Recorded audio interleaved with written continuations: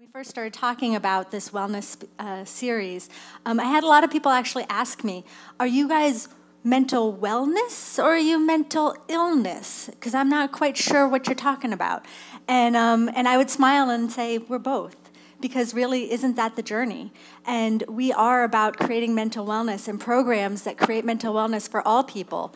But we are also the voice for the people who are stigmatized, who are downtrodden, who don't have a place in this world because our society says, no, you should be shamed. We are that voice for those people to make sure that they also are on this journey of mental wellness with us. And that's what is so wonderful about our community. How many speaker series can you go to and hear someone speak from the comedy standpoint and a doctor and someone from the Craft and Hobby Association and have someone stand up here and for the first time share his story about bipolar? There's not many communities that have that many diverse people part of it. And it's because mental illness affects 1 in every 4 people. It affects us all. And so I'm just really grateful that we have this opportunity and we have each of you here as part of our community. So my presentation starts with this picture. This is a picture of me many years ago as a high school senior, and I'm the valedictorian. And I start with this picture not because this is a moment I'm proud of. I start with this picture because this is a moment that I have held in shame for many, many years. In fact, until I started coming out about my story of depression and anxiety, I never even told people that I was a valedictorian. Because for me, what it represented was the secret that I held inside. On the outside, I shone as a success. I was in all of the activities. I was very popular with the teachers, not so much with the students because I was a good student. But I shone as a success. But on the inside, I was dying. There was darkness. There was fear. There was hatred and loathing for myself. I was struggling with depression and anxiety. And the only way I knew how to deal with it was to keep it hidden. And so I hid it underneath that yellow stole, so that nobody would know that I was someone who was struggling. Now, unfortunately, depression and anxiety, when it's not treated, gets worse and worse and worse and worse. And I kept it hidden all through college, had a little blip, but then we just marked it off as sophomore slump, right? Everybody goes through that. Is this off now? No, okay, sorry. Apologize, I may be checking on it periodically. But I graduated from college with a BA in mathematics. I became a high school math teacher. I started a school within a school program for at-risk teens. I worked with the kids who were forgotten, the kids who were struggling, and created a whole curriculum. I got promoted to being the department head. I continued to shine as a success. But my inside was cracking. And I was losing control of that secret that I was working so hard to keep hidden until it got to a point where I couldn't keep it inside anymore and it spilled out. Pull it down a little. Sorry. I think it's my arm, actually. Anyway, sorry. I was at this point where I couldn't keep it hidden anymore. And I had what people like to call a breakdown. I fell apart. The depression and anxiety burst open, and suddenly everyone around me was trying to reconcile the fact that this successful young woman was crumpled in a heap, saying she was worthless and not wanting to live anymore. And nobody understood, because this is who they knew. This is what they saw. And I was saying, no, that's not me. That's a fraud. That's a mask that I've been wearing all these years to keep this hidden. And I struggled with the whole concept of recovery. Everyone kept saying to me, no, you'll get through this, you'll get through this, you'll recover. And I kept feeling like, what the hell is recovery anyway? What does that mean?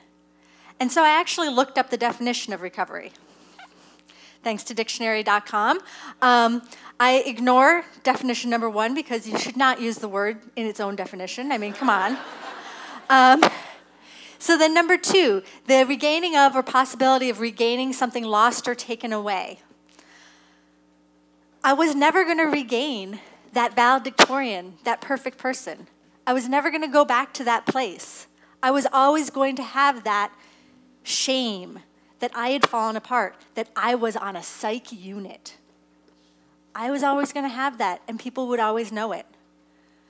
So I wasn't going to regain something lost. It was gone. The mask was gone.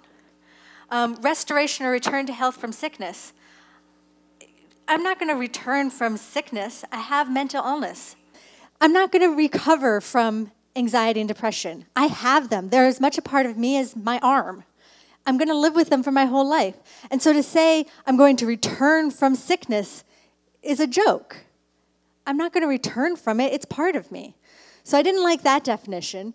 The next definition, restoration or return to any former and better state or condition, it sure as hell wasn't better.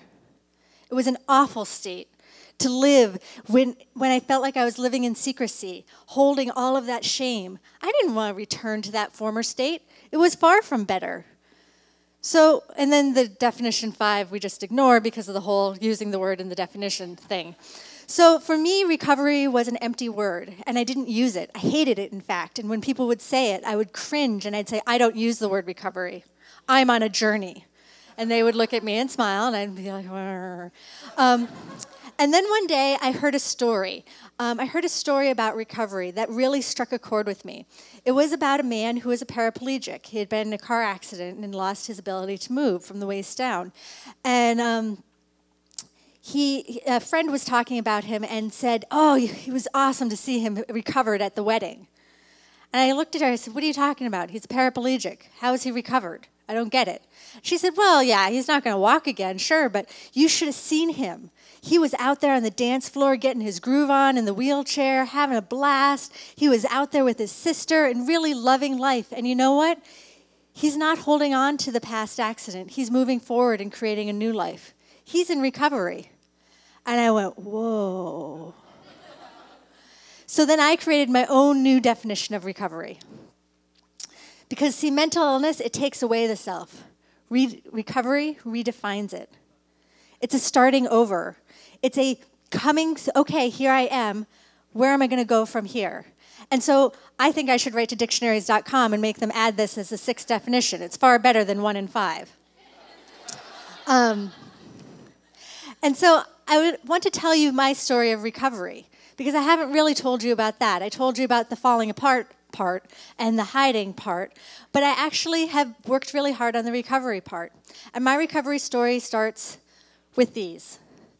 I was sitting on an inpatient unit in the hospital looking out the window, and I saw a Rite Aid pharmacy. And a friend was coming to visit me, and I called her up and I said, hey, on your way in, can you stop at Rite Aid and get me some colored pencils? I didn't know I was beginning my recovery on that day. I still didn't believe in the word recovery at that point. But that's when my recovery began, with those colored pencils. And that day I sat down and I did a bunch of drawings. And all of a sudden, feelings were coming out. Truth was coming out. I was coming out. And it was all there on paper. And then, miraculously, I started showing it to people. And people started to understand it. And that's where I began my recovery journey, was with simple colored pencil drawings. I started sharing my journey even more, not just with my doctors, not just with my family, but pretty much with anyone who would listen. I carried around my drawings with me, and if we got past the, hey, my name is Amy, how are you, nice, the weather's nice, let me show you my art. And if you don't run away from me, then maybe I'll keep going. And people started listening, and my art became a traveling art exhibit, and it went all over the place. And I found that not only did people connect with it, but I connected with them. And so by sharing my story, I was becoming more of a whole person. This art exhibit is now on exhibit on a permanent display at Butler Hospital. If you ever want to see it, it's there, and you can check it out. Thank you, Butler, for hosting it. It's much better there than in my basement. But what I discovered then on my journey of recovery is not only did I share my journey, oops, I lost a slide. I didn't do it, I swear, was getting other people to share their stories. And what happened, and Jeff has said it, everybody sort of mentions it, once you open the can of worms, people are willing to talk about it. You open the door, people want to come in, and they want to share. And so I started sharing with other people my story, and they started sharing with me. And not only did I hear about I have depression too, but I heard about the brother and the sister and the neighbor and the mother and the coworker. And I started realizing that this was something that affected everybody and that everybody was looking for this journey of recovery that we are on. Everyone was looking for wellness in some way or another. And so then I took my third leap of faith, which was to start teaching others how to use expressive arts. I had no idea what I was doing. All I knew is that I had been in a hospital, colored pencils helped me, probably would help other people. It's very much the same way that Jeff went about his. And so I started volunteering at a hospital and doing expressive arts activities. I Googled things, I made things up, I tried things. I had been a teacher, I knew a lot about leading groups, I figured, why not? And it worked. I started leading classes out of my basement. I started holding little groups at the library and at the church. Didn't make much money, but I was having fun. And meanwhile, my father is saying, you are the valedictorian. What are you going to do with your college degree? And I was looking at him going, I don't know, Dad. I think I'm just going to keep pouring coffee at the coffee shop until I figure it out. And I did. I worked for 4 years at a coffee shop because that's what I needed to do to figure out where my recovery journey was going. And this is where it led me. It led me to a place called PeaceLove's Studios. And the thing about expressive arts, and art therapy as well, and I'm not going to get into the difference between the two or all of that. It's a whole nother can of worms. The art therapists here in the front are chuckling at me. But art in general is transformative. And so, of course, I had to give the definition of transformation, ignoring first 1 and 2. Number 3, change in form, appearance, nature, or character. That is when recovery happens, when transformation happens. Suddenly, I was no longer the math teacher, and I was no longer the patient, and I was no longer the person who was just struggling with mental illness. But I was an artist, and I was a teacher. I had transformed into something else. And that's something that I see happen all of the time with art. Whether it's in an expressive arts class, whether it's in an art therapy class, or whether it's with my daughter playing with crayons in our basement.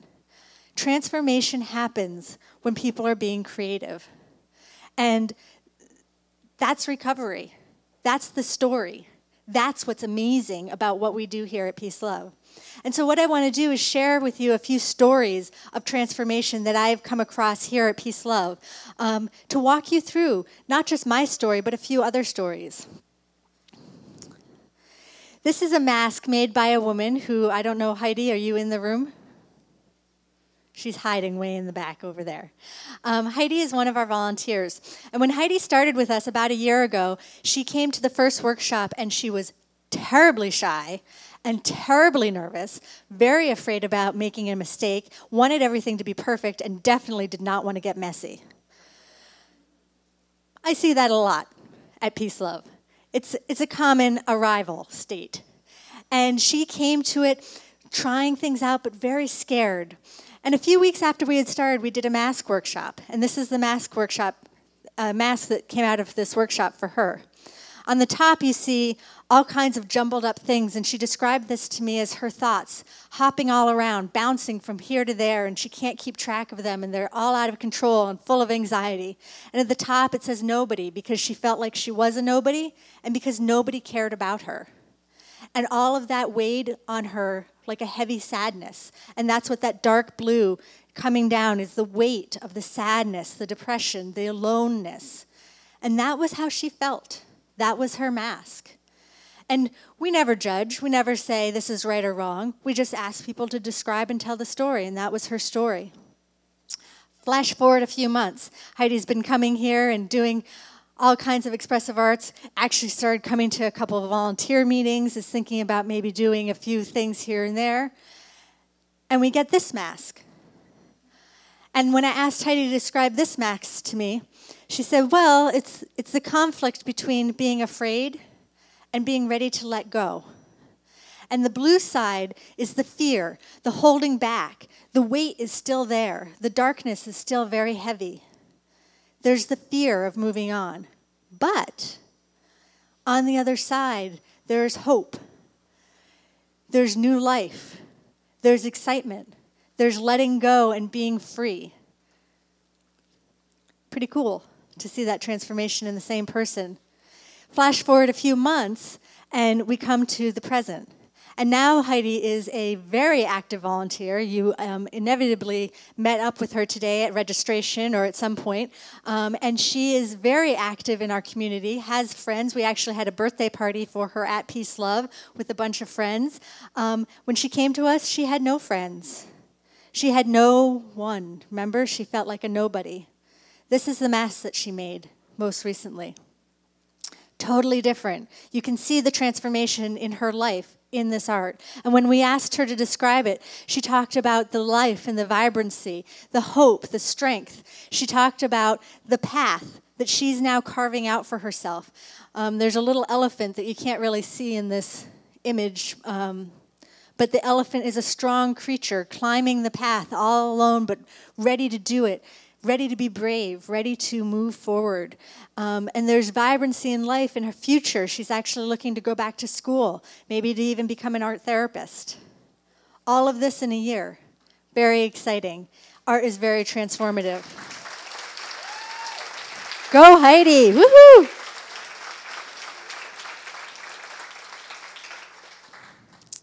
Another story that I want to share is actually a quicker story of transformation. It didn't happen over the course of a year, but it happened over the course of an hour. And it happened at Bradley Hospital.